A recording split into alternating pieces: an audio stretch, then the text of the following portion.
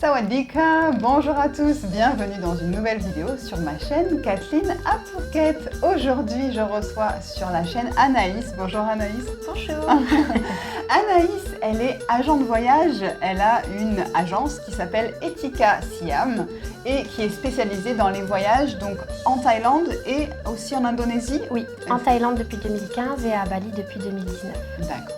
Donc elle va nous expliquer un petit peu tout ça et comment elle peut vous aider à organiser vos vacances de rêve voilà, en Thaïlande et à Bali.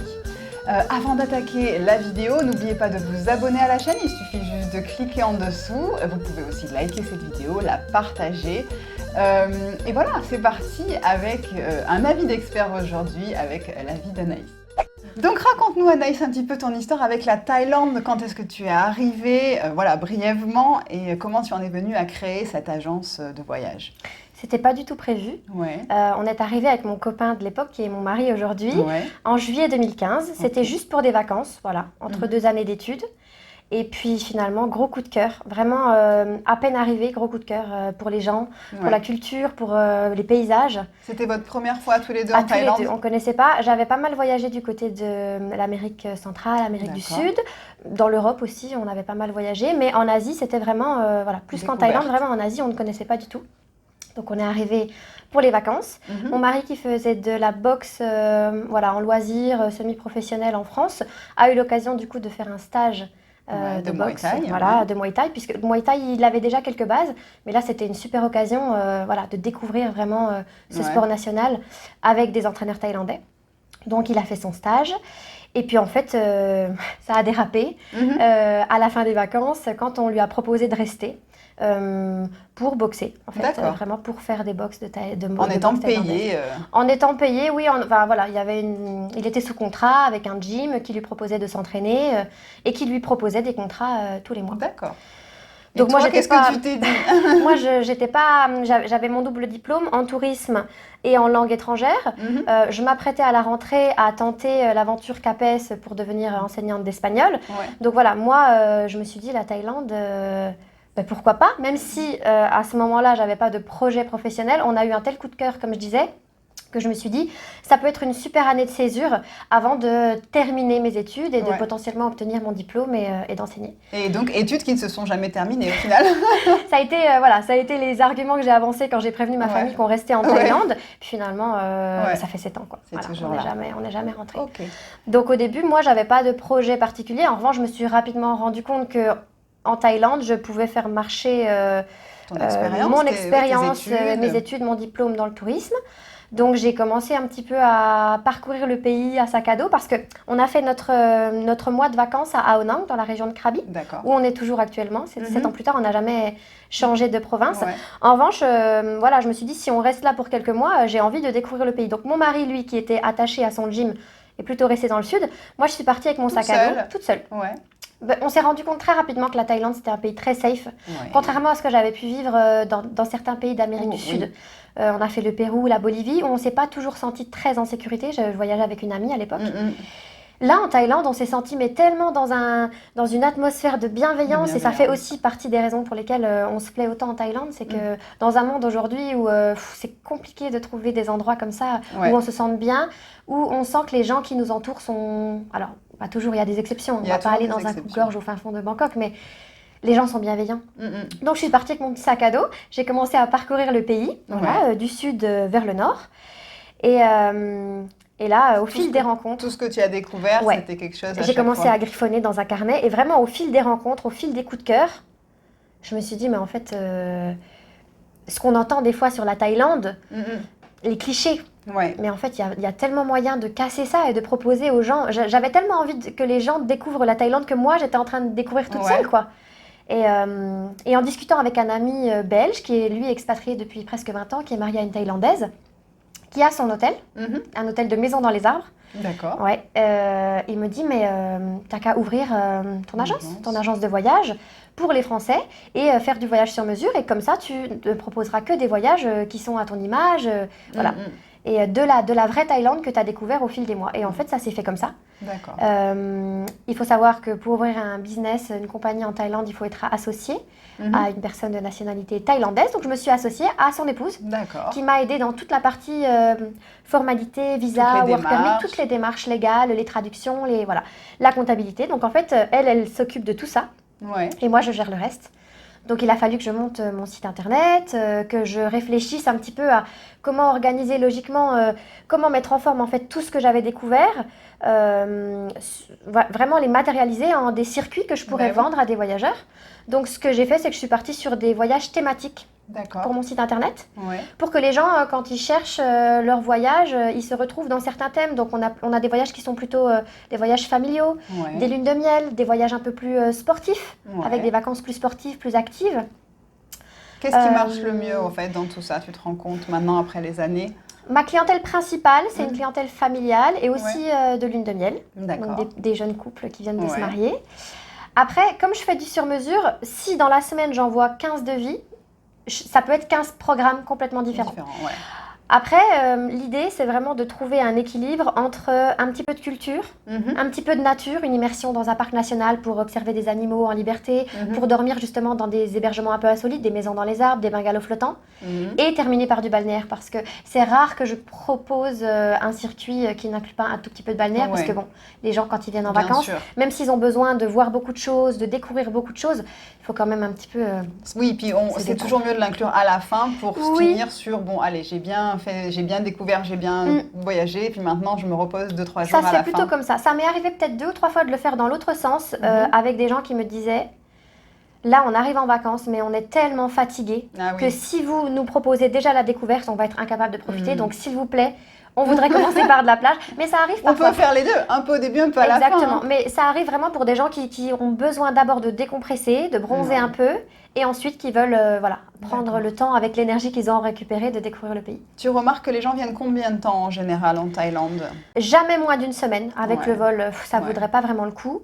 La moyenne, c'est 12 jours. Quand les gens ont 2 semaines de vacances, notamment les vacances scolaires, quand les enfants ont 2 semaines de vacances, quand on compte le départ, le vol, moi j'organise en général des séjours de 12-13 jours. D'accord. Et donc, comment ça se passe? Les gens vont faire... Alors, soit ils ont déjà quelque chose en tête, peut-être bien précis, ou alors ils vont faire appel à toi pour avoir des recommandations, pour avoir... tu vas les guider vers plutôt un circuit particulier selon... tu les écoutes, comment ça se passe? Alors, parfois, les gens, quand ils me contactent, ils ont une idée super précise de ce qu'ils veulent parce qu'ils ont déjà épluché leur guide, épluché les forums.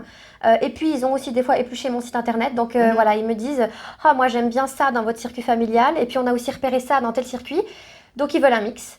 Dans tous les cas, peu importe. Et il y a des gens, par contre, qui nous disent « On veut découvrir la Thaïlande. C'est une totale inconnue pour nous. Qu'est-ce que vous avez à nous proposer ?»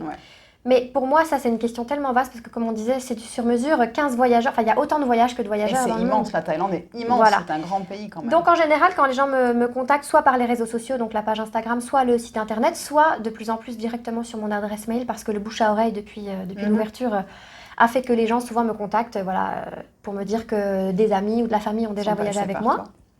Première chose que je fais, c'est que j'établis toujours un contact téléphonique ou même Skype pour qu'on puisse discuter ensemble, que je puisse cerner le profil voyageur, que je puisse être sûre de ce qu'ils recherchent, au contraire ce qu'ils fuient, ce qu'ils n'ont pas du tout envie de faire.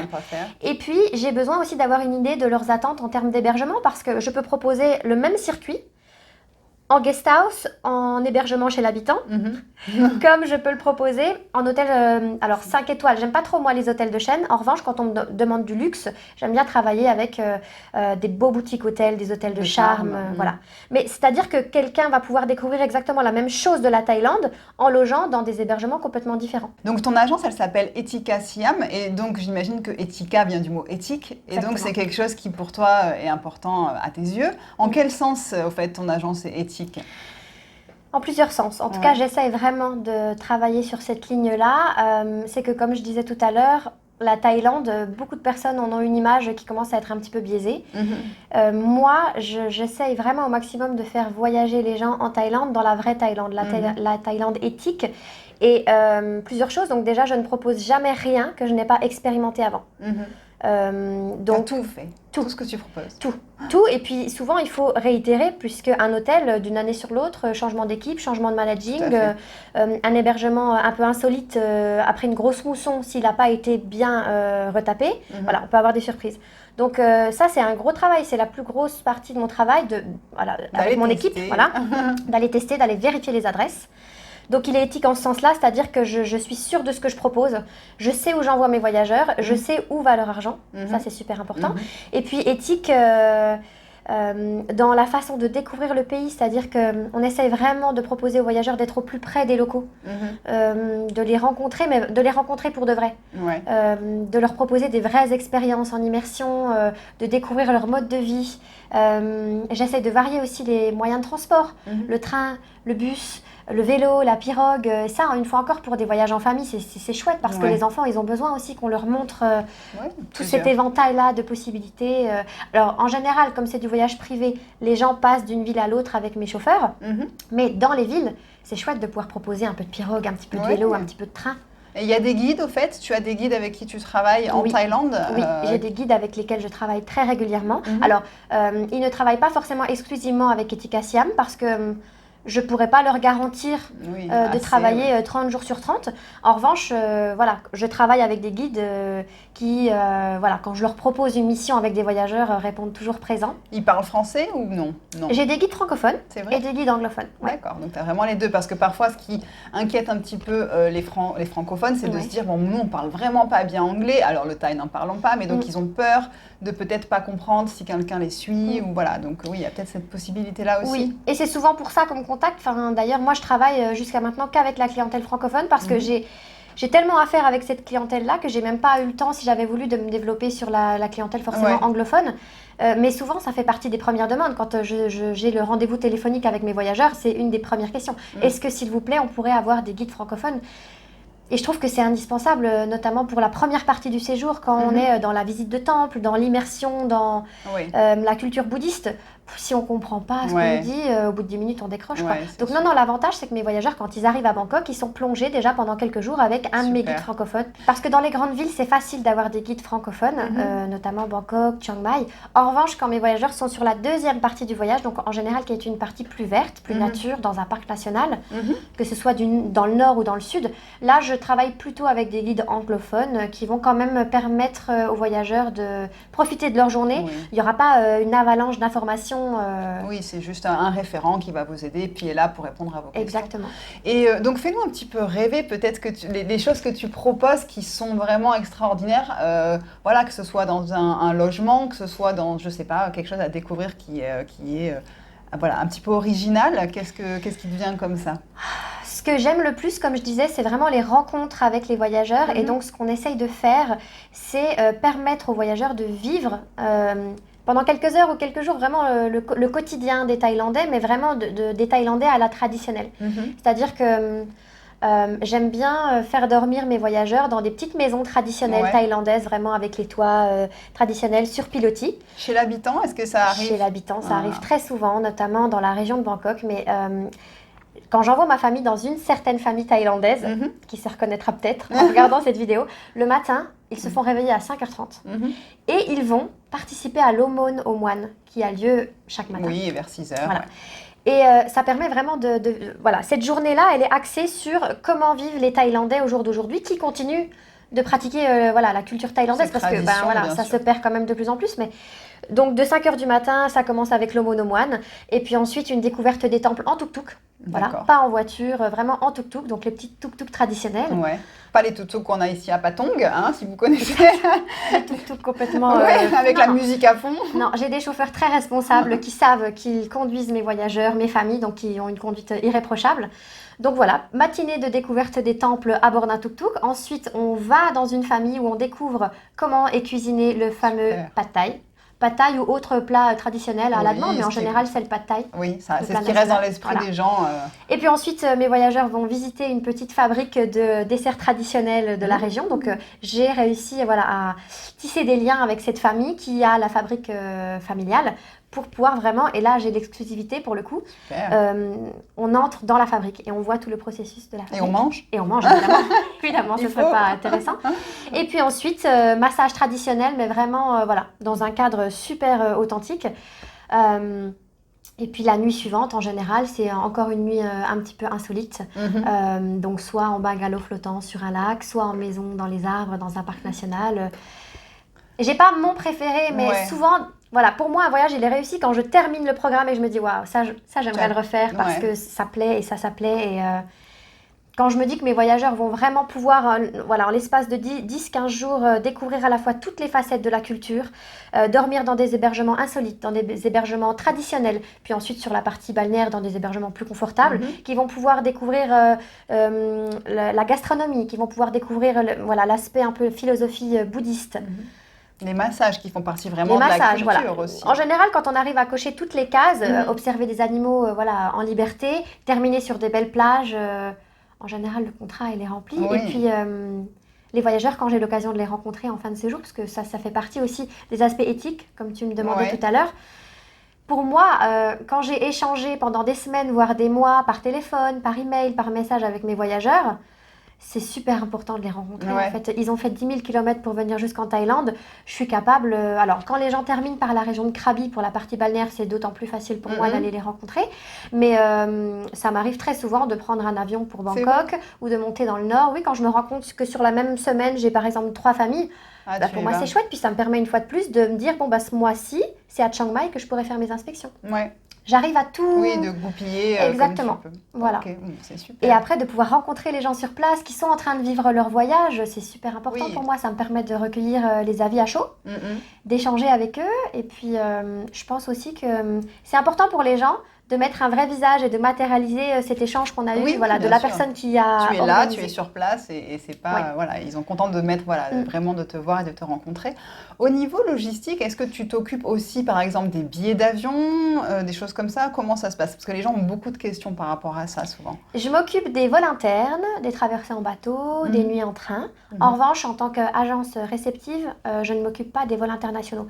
Mais ça, je suis quand même dans l'accompagnement, c'est-à-dire que, exactement, une fois de plus, une fois qu'on a établi le premier contact, je vais envoyer des conseils de compagnies aériennes, d'horaires, pour arriver, pour repartir, les bons aéroports. Voilà. Donc je ne peux pas réserver pour mes voyageurs, mais je les accompagne dans le processus de réservation s'ils ont besoin. Et donc là, on parle de la Thaïlande, mais je sais que tu proposes aussi l'Indonésie et Bali plus précisément. Est-ce que c'est possible de combiner ces deux destinations-là sur un même voyage ou pas, ou c'est un peu dur? Si les gens ont de longues vacances. Après, c'est vrai que déjà faire la Thaïlande sur un voyage, c'est assez prenant. C'est déjà assez prenant parce que j'ai des voyageurs là qui font cette année leur 3e séjour en Thaïlande avec Etika Siam. Et je vais pouvoir leur proposer encore des choses qu'ils n'ont jamais fait. Le pays est vaste et il y a tellement de choses à faire. Ça m'est déjà arrivé une fois, vraiment, pour des gens qui avaient de longues vacances, de proposer un combiné. On n'est pas trop loin de l'Indonésie. Il faut avoir envie de reprendre un avion pour 4 heures. Les formalités, les choses, tout ça, c'est un peu plus compliqué. C'est pas quelque chose que je conseille, franchement. D'accord. Donc après, si les gens sont intéressés par Bali, ils te contactent aussi. Et là, tu as un petit peu ce même concept aussi à Bali. Oui, c'est le même concept, à l'exception que je ne suis pas sur place, sauf pendant les mois de septembre et octobre. Justement parce qu'en septembre et en octobre en Thaïlande, la météo n'est pas catastrophique, il pleut, il pleut. Donc en septembre et en octobre, jusqu'au 20 octobre, je ne propose pas de voyage en Thaïlande, même quand on me demande. L'intérêt, c'est pas de vendre un voyage pour que les gens passent leur séjour sous la pluie.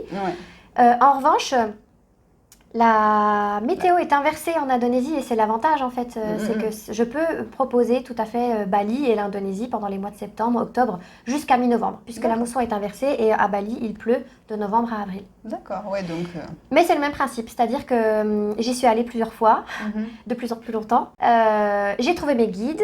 J'ai trouvé mes chauffeurs, j'ai trouvé des hébergements absolument incroyables. Et alors à Bali, la spécialité, c'est vraiment les petites villas dans la nature avec des piscines privées. qu'on trouve beaucoup moins en Thaïlande, oui, ou alors il va falloir tout de suite mettre un prix assez élevé. À Bali, c'est très très courant d'avoir une petite villa balinaise avec une petite piscine.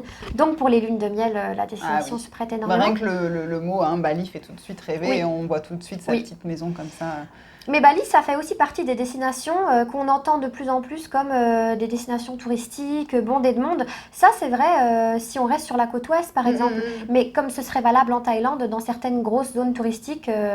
dont Phuket, par exemple. Voilà. Alors qu'il y a quand même des moyens de trouver des endroits encore... Même à Phuket, il y a moyen de trouver. Mais du coup, Bali, si on oublie un petit peu la côte ouest et que tout de suite, on s'enfonce un petit peu dans les terres, dans les rizières... c'est magique, quoi. Et on peut aussi, j'arrive à proposer à mes voyageurs, pareil, des immersions chez l'habitant. Et je crois qu'à Bali, les gens vivent plus à la traditionnelle. Vraiment, l'agenda d'un Balinais, il est rythmé en fonction des processions, des fêtes traditionnelles, des célébrations. Vraiment, le monde s'arrête de tourner à Bali pour les processions et pour les célébrations. Parce que c'est vrai que, voilà, c'est ce que j'allais dire. L'Indonésie est un pays musulman, mais Bali est une île qui n'est... c'est la dernière. Voilà, c'est la dernière île qui, elle, est bouddhiste, au fait. Hindouiste. Hindouiste, ok, je croyais bouddhiste, hindouiste. Donc voilà, c'est plus lié à ces traditions-là. Et il propose des expériences incroyables avec la fabrication des petites offrandes, le travail dans les rizières. Mes voyageurs aiment beaucoup en Thaïlande et à Bali, mais Bali c'est encore plus facile parce qu'il y a des rizières partout. Alors qu'en Thaïlande, pour trouver des rizières, il faut plus aller dans le nord, et pour aller dans le nord, il faut quand même avoir le temps. À Bali, c'est super facile de trouver une rizière, et en fonction de la période, les voyageurs peuvent participer au repiquage, à l'entretien des terres, à la récolte. Et c'est génial, quoi. C'est des expériences incroyables. Bon, franchement, moi, ça me donne envie de partir. Je vous le dis tout de suite. Si quelqu'un veut me garder Peggy, vous pouvez mettre dans les commentaires et je m'en vais. Donne-nous un petit peu une idée de prix, par exemple, juste pour avoir une petite idée. Alors, du coup, ça n'inclut pas les vols, puisque ça, c'est à part. Mais pour peut-être un circuit de 12 jours... je sais pas, celui qui fonctionne le plus peut-être dans ton agence en Thaïlande, pas à Bali. Je dirais que le panier moyen pour un séjour d'un petit peu moins de 2 semaines, on va dire sur 14 jours, 13 nuits, le panier moyen, j'ai remarqué qu'il était à peu près à 1 300 € par personne. Voilà, ça c'est vraiment le circuit de base avec des petits hébergements un petit peu confortables, un petit peu de charme. La nourriture est inclus ou alors ça dépend? Sur la première partie du séjour, en général, donc le petit déjeuner toujours, et sur la première partie du séjour, quand les voyageurs sont avec des guides ou en excursion, le déjeuner est inclus la plupart du temps. Et après, les gens, le soir, peuvent aller manger... Mais s'ils ont mangé toute la journée, en général, le soir, une petite brochette de poulet dans un tuk-tuk fait l'affaire. Donc, ça reste très abordable quand même, moi, je trouve... J'essaye, mais parce que ça, c'est le dernier volet de la partie éthique d'Etika Siam, c'est que j'essaye vraiment d'appliquer des tarifs justes, parce que je pense que... le voyage doit être accessible. Et surtout, comme je le disais, comme ma clientèle principale, c'est une clientèle familiale, quand les gens viennent à 4 ou 5 qui doivent déjà dépenser dans des vols internationaux, je vois pas l'intérêt de proposer des voyages hors de prix. Oui, d'accord. Donc j'essaye vraiment de faire au mieux, de négocier au mieux avec mes prestataires les tarifs pour pouvoir après moi répercuter des bons tarifs. Ça m'arrive après d'avoir aussi des couples qui sont un petit peu en low budget. J'ai notamment de temps en temps des tours d'immondistes. Donc normalement en tour du monde, les voyageurs s'organisent tout seuls. Ça m'est déjà arrivé de pouvoir accompagner sur plusieurs semaines des tours d'immondistes. Et alors là, de leur proposer plutôt des hébergements guest house, encore une fois chez l'habitant, pour limiter au maximum les frais. Et donc même avec ce genre de voyageurs, j'arrive à faire quelque chose en général. D'accord, c'est super. Moi en tout cas, je trouve ça passionnant et je suis sûre qu'elle sera capable de vous guider dans ce que vous avez envie de faire pour découvrir la Thaïlande de manière toujours éthique. C'est quelque chose qui moi me tient à cœur, vous le savez, donc je suis contente de vous présenter Anaïs aujourd'hui et elle nous a vraiment tout expliqué. Je vous mets tous les contacts d'Anaïs dans la barre d'informations bien sûr, donc vous aurez son site internet, son mail, ses réseaux sociaux, enfin vraiment tous les moyens pour pouvoir la contacter.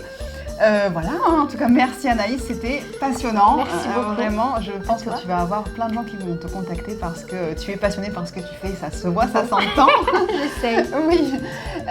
Et voilà, j'espère que la vidéo vous aura plu. N'hésitez pas à vous abonner si ce n'est pas encore fait et à partager cette vidéo. Je vous souhaite une très très belle journée et puis je vous dis à la semaine prochaine pour une nouvelle vidéo. Bye bye.